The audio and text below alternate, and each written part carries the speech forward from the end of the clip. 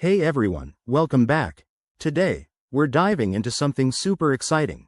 How to create cinematic photos right in Google Photos manually in 2025. If you're tired of flat, ordinary pictures and want that Hollywood-style depth and drama, you're in the right place. Cinematic photos use techniques like selective blur, enhanced contrast, and color grading to make your images pop like a movie scene. By the end of this video, you'll be turning your everyday snaps into masterpieces. First things first, make sure you have the latest version of Google Photos installed on your device. It's packed with updated editing tools for 2025. Start by opening the app and selecting the photo you want to transform. Once it's open, tap on the Edit button at the bottom.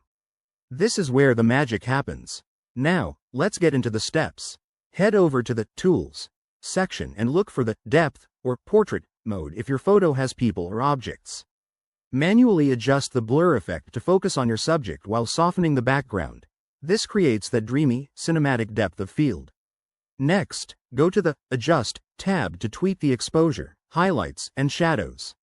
For a true cinematic vibe, boost the contrast slightly and add a cool tone to mimic film stock. Don't forget about color grading. In 2025, Google Photos has advanced filters. Try applying a Cinelook preset if available, or manually slide the temperature towards cooler blues for that epic feel. If your photo needs more drama, use the Vignette tool to darken the edges, drawing attention to the center. Pro tip: always shoot in good lighting and compose your shots using the rule of thirds for better results. Once you're happy with your edits, hit Save Copy to keep the original intact.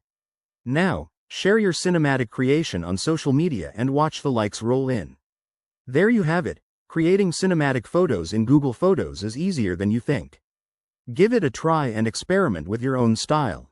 If you found this helpful, hit that like button and subscribe for more tech tips. Thanks for watching, and I'll see you in the next video.